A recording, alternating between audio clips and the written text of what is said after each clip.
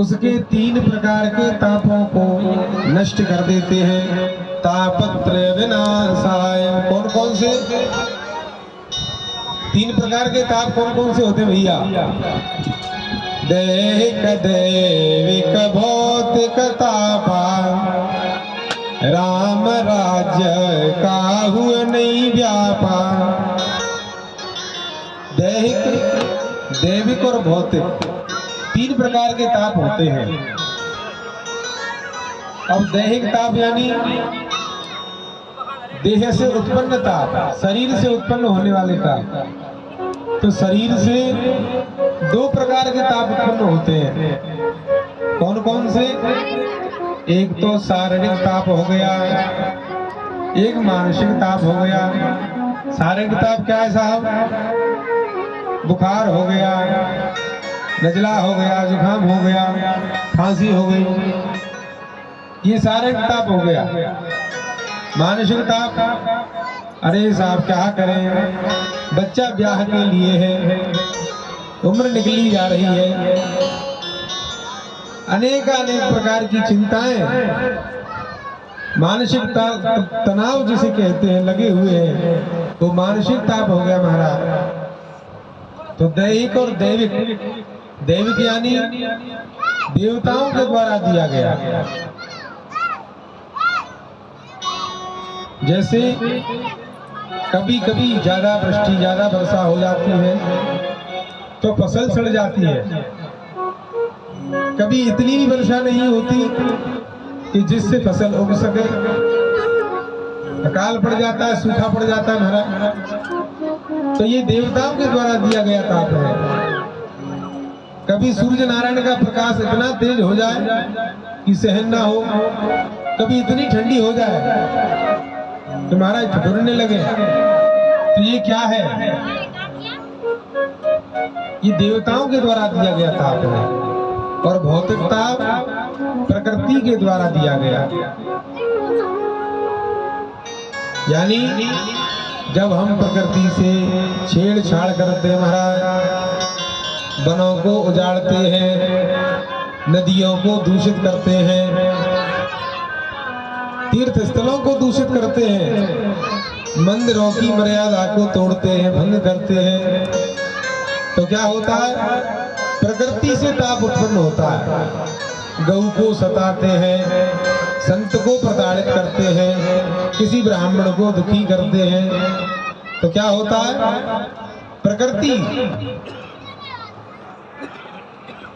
प्रकृति क्रोध में भर करके फिर ताप देती है। जैसे बाढ़ आना, भूकंप आना, अभी कोरोना आया था महामारी,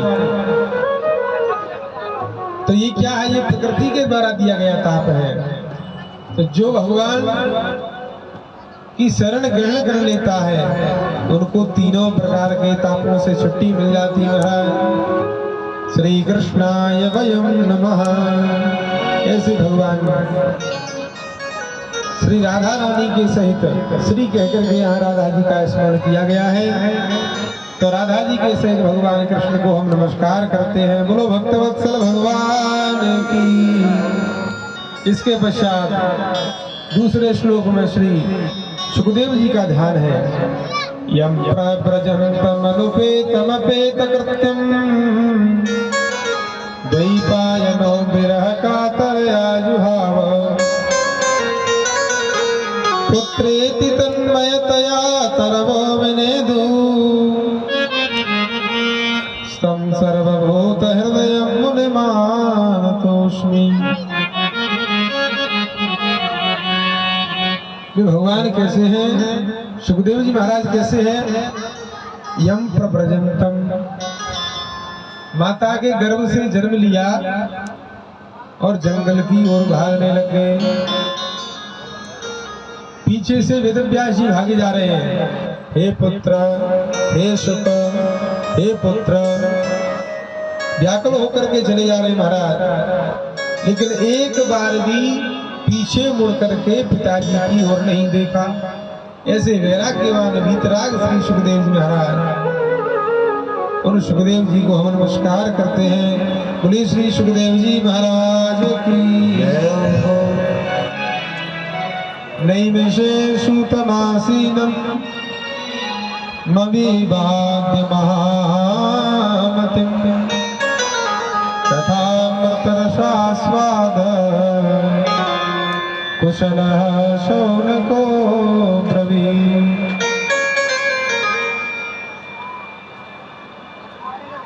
एक समय नैमिषारण्य की पावन भूमि जिसमें 88,000 शौनकादिक ऋषि मुनि विराजमान है महाराज, वहीं सूत जी का आसन लगा हुआ है। तो वे 88,000 ऋषि एक मत होकर के सूत जी से प्रश्न करते हैं। क्या कहते हैं कि अज्ञान ध्वांत विध्वंस कोटि सूर्य समप्रभ सूताख्याय कथा सारम मम कर्णरसायनम। सूत जी से कहते हैं शौनकादिक ऋषि कि महाराज आप अज्ञान रूपी अंधकार को नष्ट करने में, ध्वस्त करने में कैसे हो? कोटि सूर्य समप्रभ, करोड़ों सूर्यों के समान हो आप। तो आप ऐसी कोई कथा सुनाएं, और कथा नहीं, कथा सारम, कथा का सार सुनाएं जो हमारे कानों को प्रिय लगे महाराज। तो सूत जी कहते हैं, हे शौनकादिक ऋषियों, प्रीति शौनक चित्ते ते यतो वच्मि विचार्य च सर्व सिद्धांत निष्पन्नम संसार भयनाशनम। सूत जी बोले, हे शौनकादिक ऋषियों, मैं तुम्हें कथा नहीं, सारे शास्त्रों का, चारों वेद, 6 पुराण, 6 शास्त्र, 18 पुराण इत्यादि का जो निचोड़ा हुआ रस है, इसको मैं पिलाऊंगा, इसको श्रवण कराऊंगा। लेकिन सावधान होकर के श्रवण करना। अब सावधान होकर के श्रवण करना क्या है? सावधान होकर के कैसे श्रवण करना चाहिए? राम जी कह रहे हैं अरण्य कांड में कि सुर नर मुनि सचराचर साई, मैं पूछो निज प्रभु की नाई, मोह समुझाए कहे सोई देवा, सब तज करो चरण रज सेवा। लक्ष्मण जी बोले, प्रभु आत्मा और परमात्मा का स्वरूप क्या है? दोनों के बीच में पर्दा कैसा है? तो राम जी उत्तर में क्या कहते हैं कि थोरे हो मह सब कहो बुझाई, और सुनो तात मत मन चितलाई। राम जी कहते हैं, लक्ष्मण मन बुद्धि चित्त लगा करके श्रवण करो। तो सावधान माने क्या है? मन बुद्धि और चित्त लगा करके कथा श्रवण करनी चाहिए।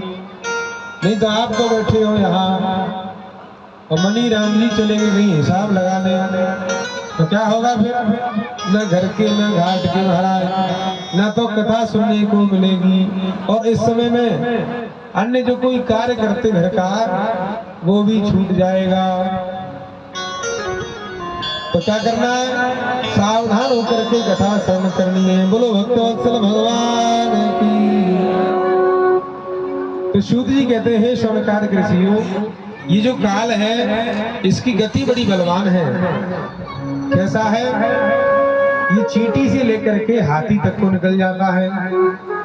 काल झपट्टा देता है दिन में 12,000, मूर्ख नर चेते नहीं कैसे उतरे पार, कैसे उतरे पार, मोह में हारो बाजी, और भजो नहीं।